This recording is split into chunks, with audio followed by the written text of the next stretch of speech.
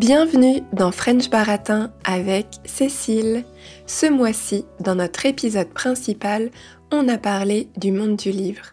Pour ce deuxième mini-épisode consacré cette fois à la culture française, j'ai envie de vous parler d'une loi française qui a donné un statut un peu particulier au livre. Cette loi, c'est la loi Lang. Lang comme le nom de famille du ministre de la Culture en 1981.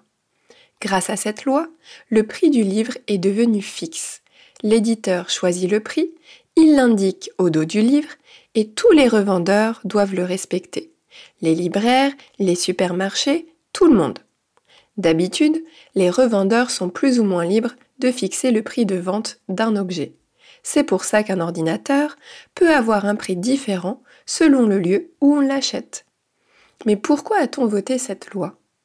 À l'époque, les grandes surfaces, avec un rayon culturel, se développaient de plus en plus et menaçaient les librairies indépendantes.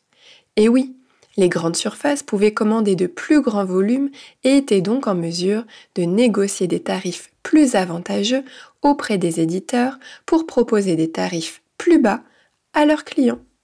Le problème, c'est que les librairies indépendantes n'avaient pas la même force de frappe et risquaient de disparaître face à la concurrence.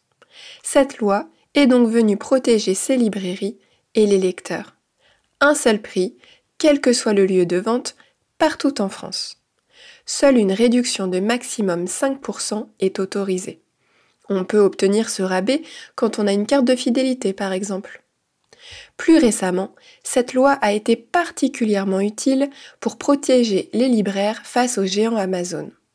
Sauf qu'il y a quelques années, Amazon a trouvé une idée pour avoir un nouvel avantage concurrentiel. Avec l'essor du e-commerce, ils ont proposé la livraison gratuite.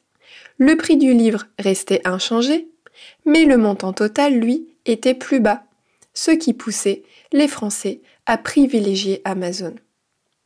En 2023, une nouvelle loi a alors vu le jour pour protéger à nouveau les librairies. Si la commande fait moins de 35 €, les frais de livraison ne peuvent être inférieurs à 3 €. Vous l'avez donc compris, la loi française essaie de protéger du mieux possible le livre et ses libraires. Mais nous avons tous un rôle à jouer en tant que citoyens.